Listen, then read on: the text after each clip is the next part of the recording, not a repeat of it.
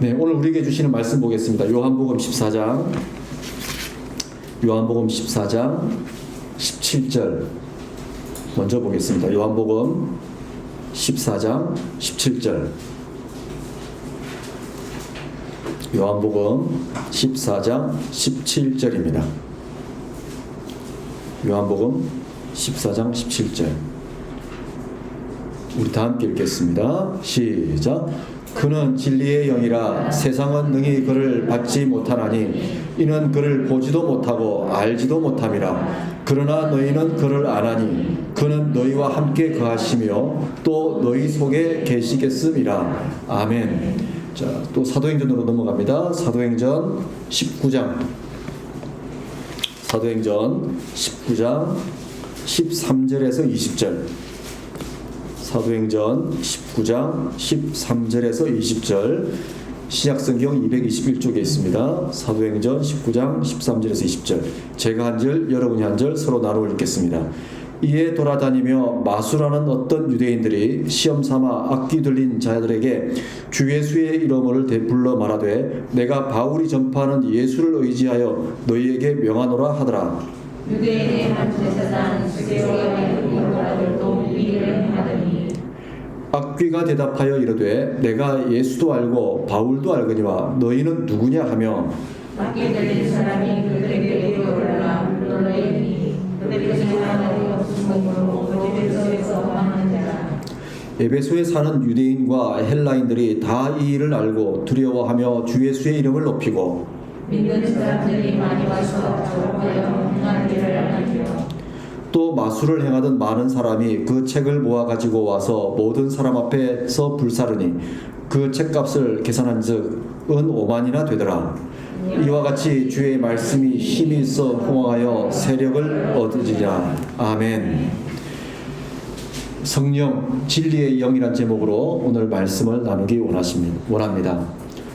여러분에게 한번 여쭈어 보겠습니다. 여러분 중에 난 태어나서 지금까지 진짜 한 번은 점을 치러 가본 적이 있다. 무속인을 찾아가서 인생 상담을 해본 적이 있다 하신 분 계시면 마음속으로 손을 드시기 바랍니다. 없으시죠, 그죠? 오래전에 어떤 교회 집사님이 저를 찾아와서 신앙 상담을 했던 적이 있습니다. 그분이 신앙 상담을 하시는데 저에게 물어보는 거예요. 목사님, 저희 아이가 대학 입시가 얼마 안 남았습니다. 네. 어느 대학에 원서를 넣어야 될지 제가 하도 답답해서 목사님에게 상담을 하러 왔습니다. 그런데 제가 입시 전문가도 아니고 또 제가 그런 쪽에 해박한 사람도 아닌데 저한테 물어보더라고요. 그래서 왜 저한테 물어보세요? 라고 물었더니 그분이 멈칫 하시더니 대구에 아주 용하다는 분이 계셔서 아는 분하고 상담을 하러 갔더니 어느 대학을 넣으면 떨어지고 어느 대학을 넣으면 붙는다는데 목사님 생각은 어떠십니까? 라고 물어보더라고요. 그 순간 제 마음이 어땠을까요? 기분이 좋았을까요? 불쾌했을까요? 이분이 나의 용함을 어찌 알고 찾아왔을까? 그래, 내가 오늘 이분에게 한번 신통망통하게 한번 내가 헤아려 주리라 했을까요? 사실 굉장히 기분이 좋지를 않았습니다. 첫째는 믿는 사람이 점을 보러 갔다는 것에 대해서 굉장히 속이 상했고, 정말 이분이 우리 하나님을 믿는가, 우리의 인생길을 인도하시고 우리의 삶의 여정을 우리보다 한 발 앞서서 이끌어 주시는 하나님의 선하심을 진짜 믿는 사람인가라는 의심이 들었고, 그리고 아무렇지도 않다는 듯 목사에게 찾아와서 점을 쳐달라는 그 행위가 저는 사실은 굉장히 속이 상했습니다. 정말 이분이 믿음이 있을까? 정말 이분이 성령님의 임재를 경험한 분이었을까? 그런데 더 그날 마음이 상했던 것은 이분이 나가면서 하시는 말씀이 그 점집에 갔더니 자기만 그리스도인이 아니었다는 것이었습니다. 그리고 그 점쟁이가 하는 말이 장로님, 권사님, 집사님들이 많이 온다는 이야기를 했다는 그 이야기를 듣고 상당히 충격을 받았던 적이 있습니다. 우리 교회는 그런 믿음이 없는 줄 알고 믿겠습니다. 없으시죠, 그죠? 네. 오늘 성령 진리의 영이라는 제목으로 말씀을 나누면서 우리가 성령님에 대해서 오해하고 있는 것, 하나님에 대해서 잘못 알고 있는 것들을 한번 이렇게 정리해 보기를 원합니다. 사도 바울이 에베소 지역에 가서 복음을 전하였습니다. 그리고 그곳에 두란노 서원이 세워지죠. 사실 이 두란노 서원은 사도 바울의 사역에 있어서 아주 중요한 핵심적인 근거지가 되었습니다. 그는 그곳에서 낮에는 일을 하고 밤에는 하나님의 말씀을 계속해서 가르쳤던 그런 아주 중요한 장소였죠. 사실 참 부럽기도 합니다. 이 사도 바울의 두란노 서원과 같은 서원이 저도 나중에 우리 교회에 참 있으면 좋지 않을까라는 소망을 가집니다. 밤만 되면 교회 식구들이 모여서 하나님의 말씀이 무슨 뜻인가를 함께 공부하고 함께 나누고 또 믿지 않는 자들에게도 평일날 우리 교회에 와서 우리 함께 하나님 말씀에 대해서 논하고 토론해보자, 이런 장이 만들어지면 어떨까라는 상상을 저는 자주 해보곤 합니다. 실제로 아이 입시 때문에 대구에 가서 제가 놀랐던 점 중에 하나가, 산책을 하다가 대구 YMCA 앞을 지나가고 있는데 그 YMCA 앞에 현수막이 걸려 있는 거예요. 마가복음을 함께 논하자는 플래카드였습니다. 그리고 시로서 읽는 마가복음이라는 제목으로 딱 현수막이 걸려 있는 거예요. 그러면서 평일날 저녁에 그 강의를 하는데 누구나 올 수 있는 문을 열어놓은 것을 보고 참 부러웠습니다. 그러면서 교회가 해야 될 일들이 또한 그런 일들이지 않을까. 누구에게나 열려 있고 누구나 하나님을 논하고 토론할 수 있는 그런 장소. 사도 바울이 바로 그와 같은 사역을 에베소에서 하고 있었습니다. 그런데 사도 바울이 말씀을 가르치면 가르칠수록 이 에베소에서 희한한 일들이 일어납니다. 사람들의 병이 치유가 되고 귀신이 떠나가는 일들이 일어납니다. 바로 이 하나님의 말씀 속에 치유의 능력이 있고 퇴마의 능력이 있었던 것이죠. 사도 바울의 능력을 알게 된 유대인 퇴마사들, 오늘 말씀 속에는 마술을 부리는 자들이라고 나와 있는데 헬라어 성경의 원어를 보면 엑솔키스테스라고 해서 퇴마사들을 의미하는 단어입니다. 퇴마사들을 의미하는 단어이기 때문에 오늘날로 따진다면 유대인들의 무당 정도 되는 사람들이었겠죠. 이 사람들이 이 사도 바울의 능력을 보고 사도 바울이 행하는 두란노 서원과 그 말씀을 들었던 사람들에게서 일어나는 일들을 보고 이제 이들이 흉내를 내기 시작합니다. 그들이 시험삼아, 성경에서는 시험삼아라고 나와 있죠. 시험삼아라는 이야기는 그들이 사도 바울이 행했던 것을 흉내내요. 그들과 비슷하게 사도 바울이 했던 것처럼 이들이 행했다는 겁니다. 그들이 악귀 들린 사람에게 예수의 이름과 바울의 이름을 인용하여 명령하기 시작합니다. 특히 14절 말씀에 보면 제사장 스게와라는 사람의 아들들이 흉내를 내기 시작합니다. 근데 여기서 또 한번 우리가 놀라운 사실은 이 제사장을 의미하는 이 단어 키에뉴스라는 이 단어는 일반 제사장을 의미하는 단어가 아닙니다. 대제사장을 의미합니다. 다시 말해서 이 스게와라는 사람은 대제사장이었다는 이야기였고 이 대제사장의 7 아들들이 바울을 흉내내기 시작했다는 겁니다. 자, 대제사장의 아들들, 그것도 7명의 아들들이 어떤 길을 걷고 있었다는 의미입니까?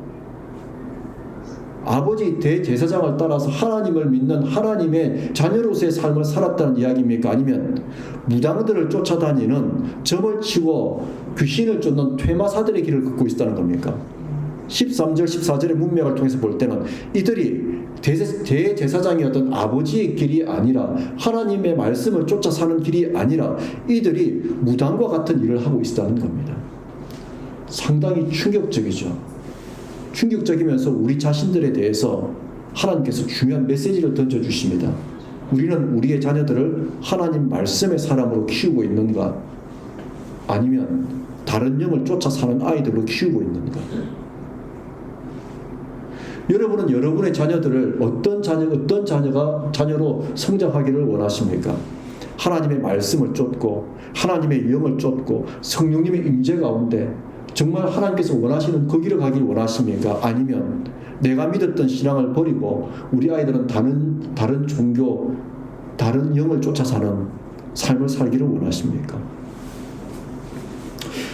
이 대제사장, 지역 사회에 큰 영향력을 행사할 수 있는 사람, 오늘날로 따지면 대형 교회의 목사 정도 되겠죠. 그런데 그들의 아들들은 다른 영을 쫓고 있었고 그들이 사도 바울을 흉내내기 시작합니다. 악귀 들린 사람을 찾아가서 사도 바울이 했던 것처럼 예수 그리스도의 이름으로 떠나가라라고 선포를 했습니다. 어떤 역사가 일어났을까요? 귀신이 쫓아났을까요? 쫓겨났을까요? 오늘 말씀을 보면 개망신을 당했다고 합니다. 옷도 다 벗겨지고 그냥 도망을 갔다고 나옵니다. 이에 다른 무당들이 그 모습을 보고, 다른 퇴마사들이 그 모습을 보고 충격을 받습니다. 아마 충격을 받았다는 이야기는 이 스게와의 아들들이 당시에 상당히 뛰어난 능력을 가지고 있었던 것 같아요. 당시 무당들 사이에서는 그래도 어느 정도의 영향력을 가지고 있었던 것 같아요. 그랬던 그들이 쫓겨나는 모습을 보자 다른 무당들이 어떻게 합니까? 야, 스게와의 7 아들들도 저렇게 귀신한테 쫓겨났어. 그런데 사도 바울은 예수의 제자라는 사도 바울은 그들을 이겼어. 우리가 믿었던 것이 옳았던 것일까? 우리가 따랐던 것이 옳았던 것일까? 라고 자기들의 삶을 되돌아보고 회개하기 시작하죠. 그리고 그들이 믿고 있었던 책들 아마 주술책이나 그런 것과 관련된 책들이었을 것입니다. 그 책들을 불태우기 시작합니다. 오늘 말씀해 보면 그 책의 값이 은 5만이나 되더라라고 말씀하고 있습니다. 굉장히 큰 금액의 책이었다는 거죠. 근데 그들이 지금까지 가지고 있었던 모든 것을 하나님의 말씀 앞에서 내려놓고 불태우기 시작했습니다. 그리고 나서 20절에서 이렇게 말씀하죠. 주의 말씀이 힘이 있어 흥왕하여 세력을 얻으니라. 굉장히 중요한 말씀입니다. 사도 바울의 능력이 사도 바울이 두란노 서원을 통해서 행하였던 사역이 핵심이 무엇이었는지 우리에게 말씀하고 있는 거죠. 주의 말씀이었다는 겁니다. 그게 힘이 있었다는 말씀입니다. 그것이 흥왕하여 세력을 얻었다라고 말씀합니다. 사실 오늘 이 20절의 말씀은 우리 신앙생활에 있어서 핵심이 무엇이 되어야 하는가, 우리가 성령님의 임재를 구하고 성령님을 따라 사는 데 있어서 그 기초가 무엇이 되어야 하는가를 말씀해 주시고 있는 것이죠. 실제로 미국에 가면은 비니아드 처치라든지 각종 신사도주의 교회들이 많습니다. 은사주의 교회라고 우리가 흔히 말하죠. 은사주의 교회. 그 교회들의 집회나 이런 것들을 보면 늘 성령님의 임재를 구하고 귀신을 쫓아내고 아픈 자들을 회복시키는 사역을 끊임없이 하고 있습니다. 지금도 하고 있고요. 근데 놀라운 사실은요, 그렇게 해서 내 몸에서 귀신이 쫓겨나가고 내 병이 치유가 되고 회복되었던 사람들이 그런 과정을 반복하고 있다는 겁니다. 좀 더 강한 자극, 좀 더 강한 교회, 좀 더 센 교회를 찾아서 늘 지금도 여전히 순례하고 있다는 사실입니다. 실제로 이거 미국에서 목회하시는 목사님들이나 그분들이 하신 말씀이 그래요. 그래서 그분들이 공통적으로 이야기합니다. 성령의 능력으로 귀신을 쫓아내고 성령의 능력으로 우리를 회복시킬 수 있지만 지속 가능한 신앙은 말씀으로부터 비롯되어야 한다는 거죠. 지속 가능한 신앙은 반드시 말씀으로 비롯되어야 한다는 것입니다. 자, 똑같이 예수님의 이름으로 악귀를 쫓아내는데 사도 바울은 되고 유대인 대제사장과 그의 아들들은 왜 실패했을까요? 사도 바울은 예수의 이름으로 예수의 이름을 똑같이 사용했습니다. 근데 사도 바울은 쫓아내고 스게와의 아들들은 실패했습니다. 여러분, 그 차이가 무엇일까요? 왜 실패했을까요? 뭐 때문에 실패했을까요? 마태복음 17장 14절에서 21절, 마가복음 9장 14절에서 29절의 말씀에 보면 귀신 들린 아이를 아버지가 데리고 오죠. 아이가 데리고 와서 예수님의 제자들에게 말합니다. 내 아들이 귀신 들렸는데 좀 쫓아내 주십시오. 치료해 주십시오.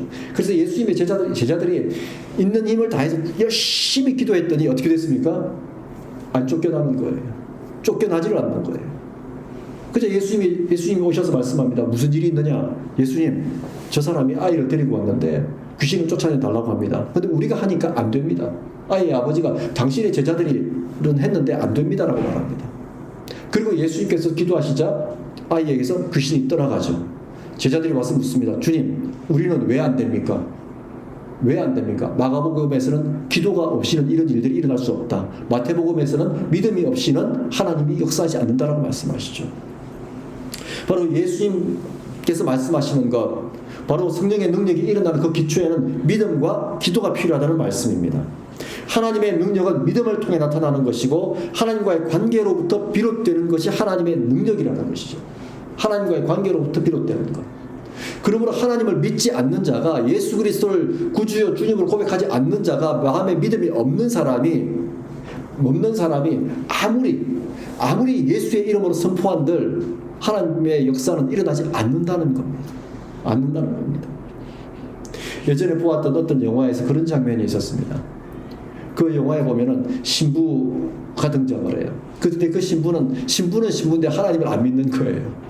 자기 안에 늘 하나님에 대한 믿음이 없는 거예요. 그래 어떻게 하면 자기는 하루라도 빨리 이 하나님 곁을 떠날까를 고민하고 있던 어떤 젊은 신부의 이야기가 그 영화에 나옵니다. 근데 그 신부가 진짜 귀신 들린 자를 만나게 돼요. 진짜 귀신 들린 자를. 그래서 이 신부가 흉내를 냅니다. 자기 스승했던 것처럼 십자가를 내밀고 막 이러니까 귀신이 웃어요. 그러면서 이 신부를 탁 목을 조르면서 그럽니다. 네가 아무리 십자가를 내밀어봐라. 나를 무너뜨릴 수 있는가. 그러면서 귀신이 그 신부에게 말하죠. 너는 악한 영의 존재를 믿느냐? 나를 믿느냐? 그러니까 신부가 얘기합니다. 믿는다. 그러자 이제 귀신이 흡족해하죠. 조금 있으면 나한테 넘어오겠구나. 그러자 그 신부의 입에서 어떤 고백이 나오냐면 내가 악한 영의 존재를 믿음과 동시에 너를 믿음으로 말미암아 내가 하나님을 믿게 되었다라고 말합니다. 내가 하나님을 믿게 되었다. 그러자 이 악한 영이 그 자리에서 딱 무너져 버리죠. 우리가 아무리 성경책을 들고 다니고 우리 집에 십자가를 걸어놓고 내가 아무리 내 입술로 예수의 이름으로 말한다 할지라도 우리 마음의 핵심에 우리 신앙의 기본에 믿음이 없으면 포장된 흉내내는 가장된 믿음일 뿐이라는 겁니다. 종교 행위라는 것일 뿐입니다. 그래서 바로 이 스게와의 아들들이 그런 사람들이었죠. 스게와의 아들들이 그런 사람들이었습니다. 그들은 하나님을 잘못 이해하고 있었고 하나님의 능력을 잘못 이해하고 있었고 예수님을 귀신으로 착각하고 있었던 거예요. 예수님의 이름을 무당이나 퇴마사들이 사용하는 주문 정도로 생각했다는 것입니다. 그런데 오늘날 믿는 사람들 가운데 교회들 중에서 예수님을 이렇게 이해하는 사람들이 있고 교회가 있다는 사실이에요. 성령님에 대해 마치 무당이 귀신을 이해하는 것과 비슷하게 아니면 거의 똑같이 이해하는 사람들이 있다는 겁니다. 어느 목사님의 표현처럼 요즘 교회 안에 목사라는 이름으로 무당짓을 하는 예수 무당들이 있고 예수 무당 교회가 있다는 거예요. 교회가. 무당이 점을 칠 수 있다고 이야기하는 교회들이 있고 그런 목사들이 있고 그런 교회들이 있다는 겁니다. 앞을 내다볼 수 있고 또 예언을 말해줄 수 있는 그런 전능한 능력 있는 교회가 있다라고 말하고 그런 교회들이 우리 사회 가운데 또 그런 목회자들이 있다는 사실입니다. 실제로 지금 우리나라 교단 중에서 그런 교단이 하나 있죠. 그 교단이 한때는 이단 시비로 엄청 붙었다가 뭐 얼마 전에 듣기로는 뭐 한기총에서 풀어줬다는 소문도 들리더라고요. 뭐 그 교회 가면은 그 교회 예배나 집회를 가면은 이가 금색으로도 변하고 진짜 뭐 귀신 들린 사람들이 막 일어나고 일어서고 난리가 난대요. 저도 하도 궁금해서 그 교회 집회하는 거 한번 인터넷으로 본 적이 있습니다. 또 거기뿐만 아니죠. 서울에 또 유명했던 지금은 그분이 감옥에서 아주 상당한 오랜 안식년을 맞이하신 분이 있죠. 유명한 교회 성 무슨 교회. 그 교회도 매주 그런 일들을 했죠. 실제로 많은 사람들이 병든 자들이나 많은 삶에 있어서 고생하는 사람들이 그 교회를 정말 많이 찾아가고 그런 기적을 누리려고 했었던 적이 있었죠. 네, 물론 그런 역사가 일어날 수도 있습니다. 그런 일들이 일어날 수도 있습니다. 근데 중요한 것은 그것이 성경적인가? 그것이 정말 하나님으로부터 비롯된 것인가? 그게 정말 우리 하나님이 하시는 일이었는가에 우리는 주목할 필요가 있습니다. 하나님의 능력은 분명 신비의 영역이고 불가능을 가능케 하는 만든 기적이 있습니다. 그러나 그것은 믿음의 결과이고 동시에 하나님의 선택이라는 사실입니다. 하나님의 선택이에요. 우리의 선택이 아니라. 내가 하나님을 조종해서 만들어내는 것이 아니라 믿음으로 하나님께 간구하고 그 다음은 하나님의 선택을 따르는 것이라는 사실입니다. 그런데 앞서 말씀드린 좀 그런 주위의 교회들을 가보면 마치 마치 내가 하나님을 마음대로 부릴 수 있고 성령님을 조종할 수 있는 것처럼 행사한다는 것이죠. 그리고 내가 명령을 내리면 성령께서 그 일을 반드시 해줄 수밖에 없다라고 가르치고 있다는 사실이죠. 왜 그럴까요? 왜 그런 교회들은 똑같이 하나님을 믿는 듯한데, 똑같이 예수 그리스도를 구주로 고백하는 듯한데 그런 행동들을 보일까요? 무당처럼 행동하고 무당 점치듯이 예배를 드리고, 왜 그런 일들이 일어날까요? 성령님에 대한 오해로부터 비롯되는 것입니다. 성령님에 대해 주술적인 접근, 성령님에 대한 오해로부터 비롯되는 겁니다. 근본적으로 하나님 나라와 예수 그리스도의 복음을 위해서가 아니라 자신들의 교회만을 위해서인 것이죠. 이것이 이단이죠. 이것이 사입이죠. 성령님은 무당들과 협업을 해서 온갖 기적을 일으키는 귀신들과는 그 근본이 다릅니다. 왜냐하면 귀신, 악마는 어떤 영이죠? 어떤 영입니까? 거짓의 영. 거짓의 영입니다. 하나님과 우리 사이를 가로막는 분열의 영이죠. 속이는 영이죠. 그렇기 때문에 겉모양은 하나님의 능력, 예수 그리스도 이름으로 행하여지는 듯 하나 결과적으로는 변질된 믿음을 만들고 결과적으로는 그 결국은 하나님과 반대되는 길을 걷게 만듭니다. 그렇다면 성령님의 본질은 무엇일까요? 이제부터 핵심이거든요. 성령님의 본질은 무엇일까요? 하나님의 능력의 본질은 무엇일까요? 성령님의 본질은 하나님의 영으로서 진리의 영이라는 사실입니다. 여러분, 성령님은 점치는 영이 아니에요. 성령님은 점치는 영이 아니라 진리의 영이세요. 거짓의 영이 아니라 진리의 영이십니다. 진리의 영, 이 진리라는 말은요, 알리데이아라는 뜻인데 어떤 뜻을 가지고 있냐면 진실, 사실, 믿음이라는 뜻을 가지고 있습니다. 다시 말해서 성령님의 영, 진리의 영이라는 사실은 거룩한 하나님의 영이 진리의 영이라는 사실이고, 우리로 하여금 하나님을 바르게 알고 믿도록 인도하시는 하나님의 영이라는 사실입니다. 이게 핵심이에요. 여러분, 중요한 것은 우리가 성령님 그러면 마술을 부리시는 영이라는 뜻이 아니고, 우리가 원하는 것을 이루어 주시는 영이라는 뜻이 아니고, 우리가 원하는 대로 마음대로 부릴 수 있는 영이라는 뜻이 아니고, 우리가 믿음으로 바르게 살고 바르게 하나님을 따라 걸어갈 수 있도록 우리를 도우시는 진리의 영이라는 사실입니다. 우리를 도우시는 진리의 영. 그래서 진리의 영이신 성령님은 우리 가운데서 어떤 일을 하실까요? 요한복음 14장 26절의 말씀에 보면 하나님의 뜻이 무엇인지를 가르쳐 주십니다. 다시 말해서 점치는 영이 아니라 우리의 미래를, 앞날을 알게 하시는 영이 아니라 하나님의 뜻이 무엇인지를 가르쳐 주신다는 사실입니다. 그리고 이 예수 그리스도의 복음이 삶의 자리에서 분명해지도록, 예수 그리스도의 복음이 삶의 자리에서 분명해지도록 예수님을 기억나게 해주시는 분이 성령님이라는 사실입니다. 그 결과로 주어지는 것이 무엇일까요? 평안이죠. 평안이죠. 그래서 성령님께서 우리 가운데 오셔서 역사하는 결과는 마음의 평안입니다. 두려움이 아니죠. 자, 여기서 우리 한번 비교를 해볼까요? 우리 중에는 무당한테 점 쳐보신 적이 없으니까, 자, 점을 치거나 무당한테 갔다 오면 평안이 생깁니까? 두려움이 생깁니까? 불안이 생깁니까? 아무도 모르시는구나, 역시. 제 경험상으로는요, 제가 만나본 사람들을 통해서는 딱 구별됩니다. 진짜 성령의 임재 가운데 성령님을 통해서 하나님의 말씀을 받은 사람들에게는 하나님의 평안이 있습니다. 근데 반대로요, 점을 치고 온 사람들에게는요, 불안함이 있습니다. 두려움이 있습니다. 실제로 제가 거창에서 카페를 하면서 우리가 목회할 때 정말 많은 분들을 만났거든요. 그분들 중에는 무당한테 다녀오시는 분들이 의외로 많아요. 근데 제가 궁금해서 물어봅니다. 아니, 오늘 어디 갔다 왔다면서요? 그러면 네, 갔다 왔어요. 들어보니까 어떻던가요? 그랬더니 아이고, 우리 애가요, 어떤 일이 생길 거고요, 뭐가 어떻게 생길 거고요. 그 결론은 뭐냐? 불안만 가지고 온다는 사실이에요. 불안만 가지고 옵니다. 미래에 대한 두려움과 걱정만 가지고 옵니다. 그런데 성령님을 만나고 성령님을 통해서 하나님 말씀을 받은 사람들은 뭘 가져옵니까? 두려움이 아니라 평안을 가져온다는 사실이죠. 그 평안으로부터 비롯되는 것이 성령의 9가지 열매입니다. 사랑, 희락, 화평, 오래 참음, 자비, 양선, 충성, 온유, 절제. 자, 이러한 마음이 있는 곳에 어둠의 권세가 역사할 수 있습니까? 없습니까? 어둠의 권세가 거기서 무슨 역할을 하겠냐 말이죠. 무슨 역할을 하겠냐 말이죠. 그러면 우리 신앙의 목표, 성령님과 동행하는 삶의 목표는요, 무당들이 하는 기적이 아닙니다. 기적과 하나님의 능력이 나타나는 신비는 그냥 결과적으로 따라오는 것이에요. 결과적으로 따라오는 것. 우리 신앙의 목표는 성령님이 함께 하시는 평안을 통해 성령의 열매를 맺어 우리 삶의 자리 가운데 하나님 나라가 실현되는 거예요. 실현되는 것. 이거 여러분, 이거 우리 잘 기억하셔야 돼요. 우리 신앙의 목표는 성령님이 함께 하시는 평안을 통해 성령의 열매를 맺어 우리 삶의 자리 가운데 하나님 나라가 실현되게 하는 것. 이게 우리 신앙의 목표입니다. 이게 신앙의 목표예요.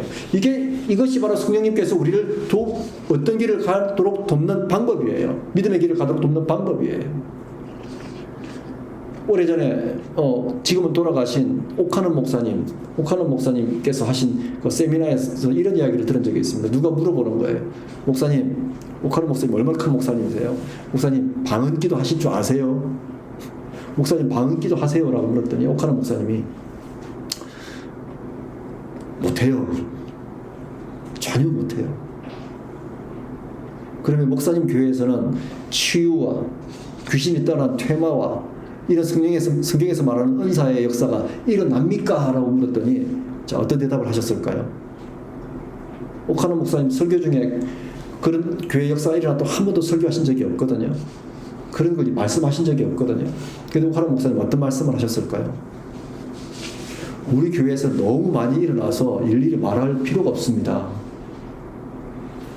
우리 교회에서는 구역에서, 거기 다락이라 그러죠. 다락방에서는 항상 있는 일이라 굳이 이것을 말할 필요가 없습니다라고 말씀하셨어요. 우리에게 무엇을 의미합니까? 진짜 성령님의 역사가 어떻게 일어나는지를 말씀하시는 거죠. 진짜 하나님의 역사가 무엇으로부터 비롯되는 것을 가르쳐 주시는 것이죠. 그래서 우리는 성령님과 동행하면 동행할수록, 성령님과 함께하면 함께할수록, 성령, 그 진리의 영이신 성령님을 통해서 믿음의 길을 걸으면 걸을수록 그런 일들은 그냥 따라온다는 겁니다. 그냥 하나님께서 그냥 우리가 믿음의 길을 걸어갈 때 그냥 해주신다는 거예요. 그래서 우리는 성령님을 통해서 우리가 해야 될 일은 뭡니까?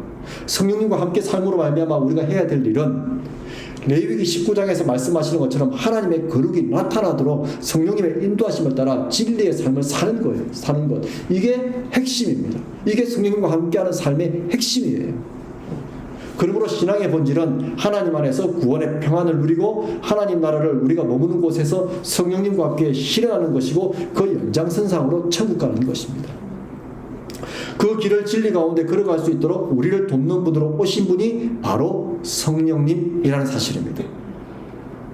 그러므로 여러분, 성령님을 귀신과 혼동하지 마십시오.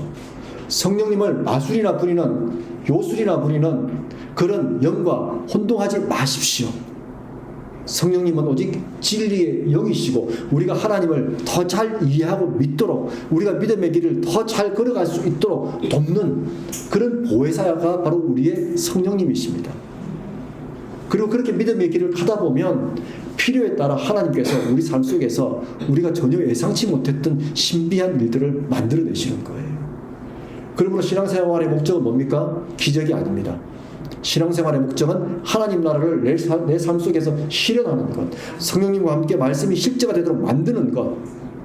그래서 우리가 말씀을 알고 성령님을 알면, 말씀을 알고 성령님을 알고 믿음이 있으면 말씀이 내 삶 속에서 실제가 되는 것이고, 그 실제가 되는 가운데 치유의 역사와 퇴마의 역사와 성경에서 말하는 모든 은사가 일어나는 것입니다. 그러므로 우리는 믿음 생활을 할 때 정말 중요한 것, 하나님 말씀을 알고 믿는 것. 그 다음에 하나님 말씀을 알았으면 그 말씀을 깨닫게 해주시는 성령님과 동행하는 것. 성령님과 동행함으로 말미암아 내 삶 속에서 하나님 나라가 실제가 되기를 소망하는 것. 하나님 말씀이 살아서 움직이는 역사가 일어나기를 기도하는 것. 그리고 그 마지막 결과로서 우리는 하나님 품에 안기는 것. 이게 우리 신앙생활의 순리적인 과정이라고 말할 수 있습니다. 이제 정리하겠습니다. 혹 여러분 가운데 지금까지 성령님에 대한 잘못된 이해를 가지고 계셨다면 이제는 내려놓으셔야 돼요. 성령님이 진리의 영이라는 사실을 알고 진리의 영이신 성령님과 동행하기를 힘쓰셔야 됩니다. 그러면 여러분 삶이 어디로, 어떤 방향으로 흘러가게 되겠습니까? 레위기 19장에서 말하는 거룩의 방향으로. 그 거룩의 방향 속에서 하나님 사랑, 이웃 사랑을 실천하고 하나님 사랑, 이웃 사랑을 통해서 복음이 실제가 되고 현실이 되는 것. 그런 축복이 저와 여러분에게 있기를 간절히 기도합니다. 아멘. 기도하겠습니다.